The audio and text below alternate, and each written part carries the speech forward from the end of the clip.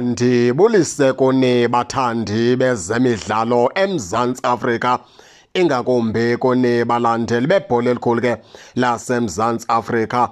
Brandon Peterson wenze iphutha, umfana omdala zisuka zibekwa nje, wenza iphutha kulo mdlalo namhlanje. Gqaba ke baphulaphuli ke sinipha amagqaba ntshintshi pha first half. Kaizer Chiefs ke ilandela ngasemva pha ngo-2-1 emveni kweqela ke le-Richards Bay yalida pha ngo-2-1. iKaizer Chiefs ke iye kuBrandon Peterson zisuka wenza iphutha, yayithatha ke iplayer ke ye-Richards Bay ivalele emnatheni. Ndike ndathi ke uBrandon Peterson wenza iphutha lesithathu uba ndiyabala ngoku kule season okevulile. Andazi ke Brandon Peterson mfana omthaba kwenzekani, uyanqonqoza ke pha ugoalkeeper omtsha weqela leKaizer Chiefs ebhentshini uzulumke ke mfana omdala, ungaziboni so ubuyiselwe ebhentshini mfana omdala. Amaphutha wakho ngoku athanda ukuyichaphazela iKaizer Chiefs, lungisa mfana omdala. Singene ke ngoku apha ke kwimatch nje yonke libala nje okokuqala endilibona into yokubana ke ingathi linayo ingxakanyana kuba kuyanetha, isingathi ibhola le ayihambi kakuhle. Kodwa ke iKaizer Chiefs idinga into yokubana iphungule phaa kwezaa centre back zayo, ifake abantu abazokwazi ke ukugijima, abazokwazi ukuba bahlasele kakuhle. Noba ingafaka uRefroster kwelaa cala lasekhohlo, iphungule i-centre back eyi-1. Xa ndicinga futhi ke ingase ingaphungula phaa uKwinika, nguye ndisambonayo ngoku onempazamo ezininzi kule first half.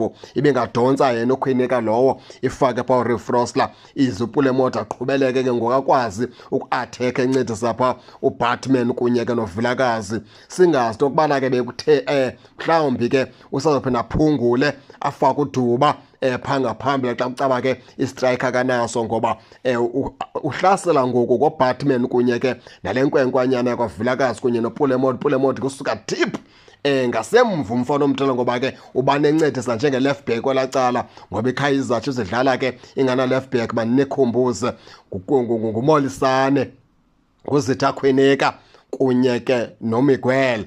Ize ngapho kwelaa cala lase-right ke ibe nguThabiso Monyane. Into ethetha ukuthi ke kubane kusehla ke uThabo Molisane oncedisa phaa kulaa left back, uphinde kubuye uPulemoti. Benza ngalaa ndlela bebesenza ngayo phaa kwiMamelodi Sundowns. Kona ke imove yeKaizer Chiefs xa i-attack iyabonakala intle kakhulu. Baphulaphula za-1-2 zabo baphinda abafana abadala ukuze kube yipenalty ithathwe phaa nguMabuye. Entle kakhulu, ayivalele emnatheni. Ibiyimove ibintle kakhulu eza-1-2 zabo abafana abadala. Uyaze ke yenza ipenalty iqela le-Richards Bay, wayithatha ke uLebogang Mabuye wayivalela emnatheni. Penalty entle kakhulu, ihamba ngasemva ke Kaizer Chiefs ke baphulaphula phaa nge-first half. Make singene ke sibone into yokubana ke i-second half abafana abadala iza kubaphathela ntoni na.